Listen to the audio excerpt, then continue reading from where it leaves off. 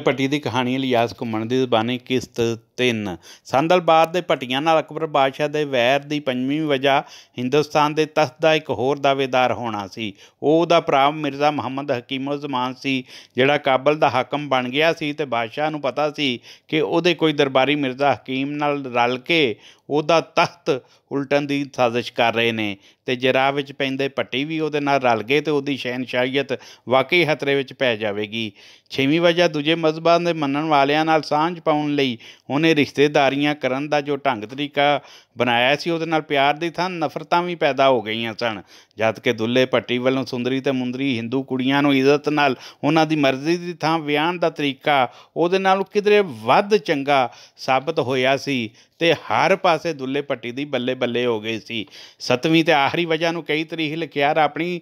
ਪਹਿਲੀ ਥਾਂ 'ਤੇ ਰੱਖਦੇ ਨੇ, ਪਰ ਮੈਂ ਉਹਨੂੰ ਆਖਰ 'ਤੇ ਇਸ ਲਈ ਰੱਖਿਆ ਕਿ ਅਕਬਰ ਬਾਦਸ਼ਾਹ ਨੇ ਜਿਹੜਾ ਦੀਨ-ਏ ਇਲਾਹੀ ਆਪਣੇ ਕੁਝ ਰਤਨਾਂ ਦੀ ਆਖਰ 'ਤੇ ਬਣਾਇਆ ਸੀ, ਉਹਦਾ ਮੁੱਢ ਤਾਂ 1581 ਵਿੱਚ ਰੱਖਿਆ ਗਿਆ ਸੀ, ਜਦ ਕਿ ਸੰਦਲ ਭੱਟੀ ਅਤੇ ਫਰੀਦ ਭੱਟੀ ਉਦੋਂ ਬਹੁਤ ਪਹਿਲਾਂ ਫਾਇਜ਼ ਚੜ੍ਹ ਚੁੱਕੇ ਸਨ। ਇੱਥੇ ਇਹ ਗੱਲ ਵੀ ਚੇਤੇ ਰੱਖਣ ਵਾਲੀ ਹੈ ਕਿ ਹਿੰਦੁਸਤਾਨ ਦੇ ਅਨਪੜ੍ਹ ਬਾਦਸ਼ਾਹ ਅਕਬਰ ਨੂੰ ਉਹਦੇ 9 ਰਤਨ ਮਨਜ਼ੂਰੇ ਨਜ਼ਰ ਬਣਨ ਲਈ